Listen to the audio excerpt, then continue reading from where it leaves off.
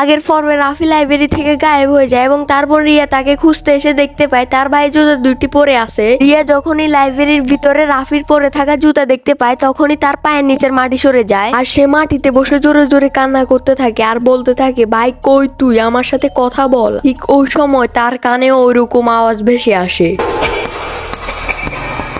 সে পিছনে ঘুরে আর দেখতে পায় ব্ল্যাকবোর্ড নিজে থেকে কিছু লিখতেছে। Arjun miss roll number 13। এটা দেখে রিয়ার ভয়ে নিঃশ্বাস বন্ধ হয়ে যায় আর সে বুঝে যায় ভয়ানক কিছু এখানে আছে। কাঁপতে কাঁপতে রিয়া বলে, তুমি আসলে কে আর ব্ল্যাকবোর্ডে যা লিখছো ওইটার মানেটা কি? যদি সত্যি কেউ এখানে থেকে থাকো প্লিজ আমার সামনে আসো। ঠিক এমন সময় একটা ভয়ানক শব্দ শোনা যায়।